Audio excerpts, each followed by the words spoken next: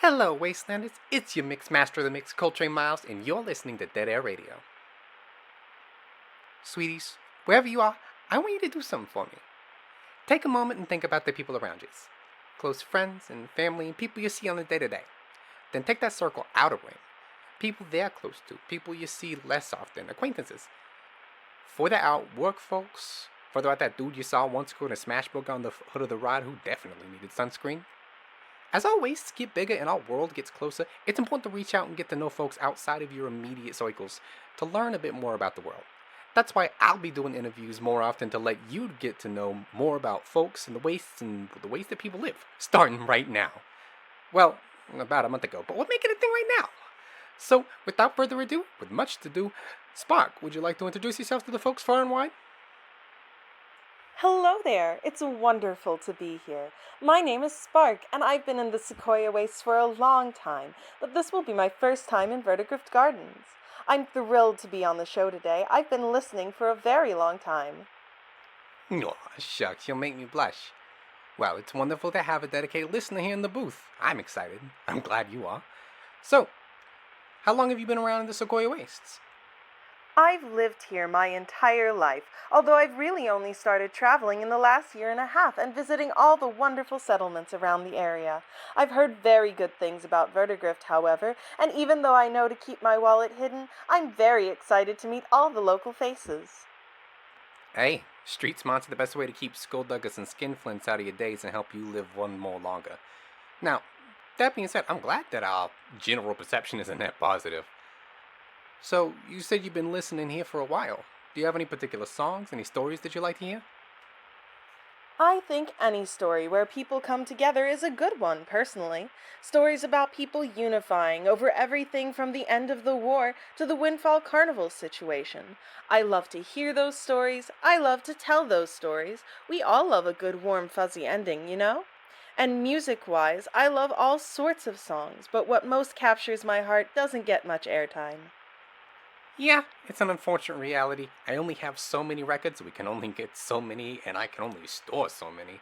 Only so many are useful. But hey, if you find anything, or if you have any requests, please, you and anybody listening, just send them in.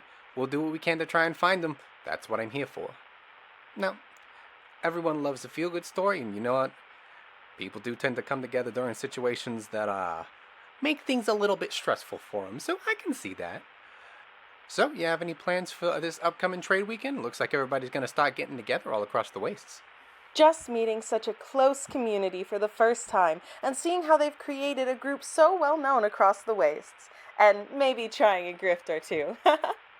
Dude, if that's the case, be clever, be smart, and I didn't endorse any of this. Just for the record.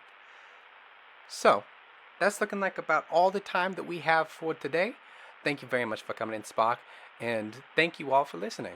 We're going to go over to Les with the news, and I'll see you all on the flip side.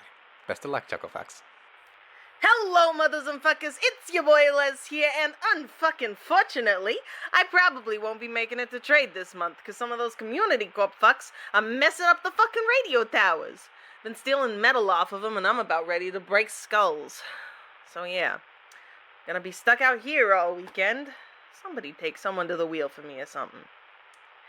Anywho, looks like we got a lot of pureblood politics going on this weekend. One of the Shiverwinds got murked and we're waiting for the one witness to wake up. An ex-girlie is going around trying to convince the O'Shea to enforce their safety rules at sites that don't need them, and... Wait. Shit, I hadn't seen this one. Charlie Oldcastle has been reported missing and hasn't been seen for nearly 2 weeks. The Oldcastle family is willing to pay for their safe return or any information that may lead to them being found. That's my friend. Hey, I know y'all are good folks out there, listeners. I know you're gonna do a great job this weekend dealing with the scions and priests of Greenwaters whose brains have been fucky since the melt speed last month, and I know you're gonna do a great job with the weird fucks and the long masks that have been wandering around. I know you're gonna help OU and Cowboy Salvage get their Jonesing done that they're paying for. I know you're gonna deal with whatever the irradiated plant life situation is going on around False Hope that the Cabal is worried about. But folks, Charlie's a friend. And I'm stuck out here making sure that we can keep the radio running all weekend. So, try to get him back for me, would ya? I know this probably sounds like old hat, because, I was saying the same thing about Coaltrain a few months back, and my friends are generally shit about not getting kidnapped, although, I'm one to talk. But they're just a squishy little pureblood with a surprisingly genuine heart, and I'm worried about them. A few words for the weather. Lend a hand to one another in the race for honor's crown. Should it fall upon your brother, let not envy tear it down. Lend a hand to all, we pray, in their sunshine or their sorrow, and the prize they've won today may become our own tomorrow. That was part of Lend a Hand by an anonymous writer. We now return to the ever-eloquent Coaltrain Miles. Good luck, grifters. Good luck.